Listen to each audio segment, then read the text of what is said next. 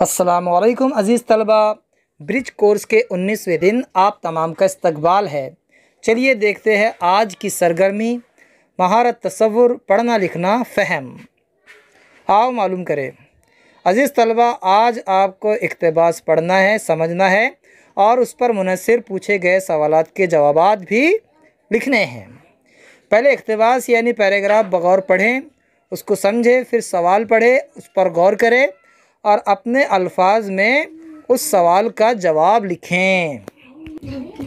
देखिए अज़ीज़ तलबा, यहाँ पर एक पैराग्राफ दिया गया है, इसे आपको बगौर पढ़ना है, समझना है और उसके नीचे सवालात लिखे हुए हैं, आपको हर सवाल का जवाब लिखना है। ठीक है ना, बहुत आसान पैराग्राफ है। ये हज़रत उस्मान गनी रज़ी अल्लाह ताला अन्हु इस सबक का टुकड़ा है, इक़्तिबास है। आप गौर से पढ़िए और सवालात के जवाबात दीजिए। देखिए सवालात हम पढ़कर सुना देते हैं। नंबर 1 है, हज़रत उस्मान रज़ी अल्लाह ताला अन्हु गनी क्यों कहलाए। सवाल नंबर 2 है, हज़रत उस्मान रज़ी अल्लाह ताला अन्हु का क्या शार था। दो ही सवाल है। उसके बाद देखिए, आओ मश्क करें।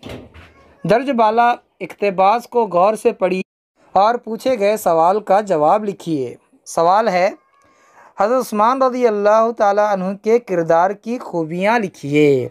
यहाँ पर आपको हज़रत उस्मान रज़ी अल्लाह ताला अन्हु के किरदार में कौन कौन सी खूबियाँ है उसका तज़किरा करना है। ठीक है, आगे देखिए। आओ तख़य्युलाती बने।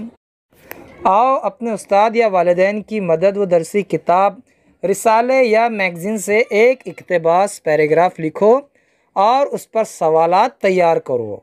आपको कोई मैगज़ीन या अखबार से भी आप कोई पैराग्राफ ले सकते हैं और उसको लिखने के बाद उस पर सवालात तैयार करने हैं। आपको पढ़ना है कौन कौन से सवालात उस पैराग्राफ पर पूछे जा सकते हैं, ये सवालात आपको लिखने हैं। ठीक है प्यारे बच्चों, फिर मिलेंगे अगले वीडियो के साथ। तब तक के लिए अल्लाह हाफिज़। अस्सलामु अलैकुम।